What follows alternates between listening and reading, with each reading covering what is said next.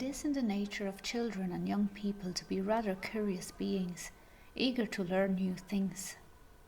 When teaching them something that contains gross motor skills, such as dance, different teaching techniques need to be applied in order for them to embody the movements and sequences.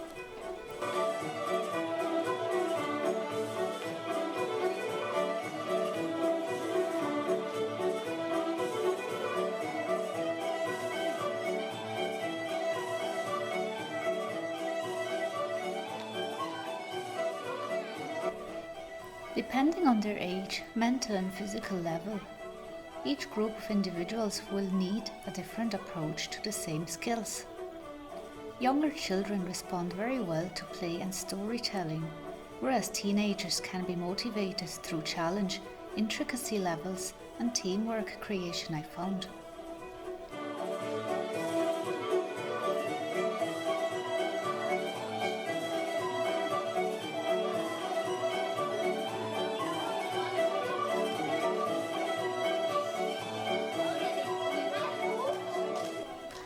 But yet again, every group or class is different, and still the same question remains. How do I teach them a particular dance or step?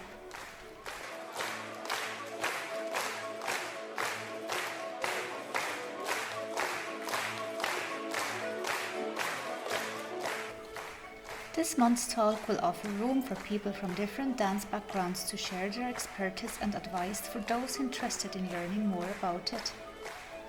We will meet on Sunday, April 18th, 2021 at 3 p.m. Irish time. Please check your time differences, if any. The talk has no time limitations. Yes, you heard me. It's a little bit of a dance nerd heaven, alright. Attendance is free. You do need to register with me though with an email address to keep this a safe space. Find more information at the end of the video or in the video description.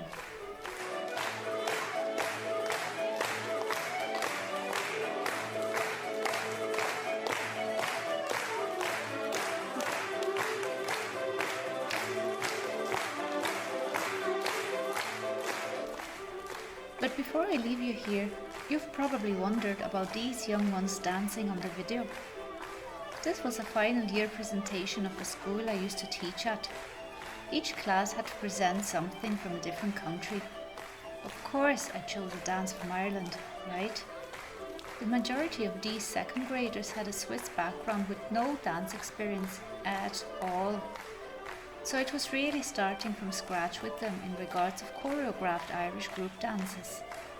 I grasped their attention with storytelling from Tory Island and the surrounding area in northwestern Ireland.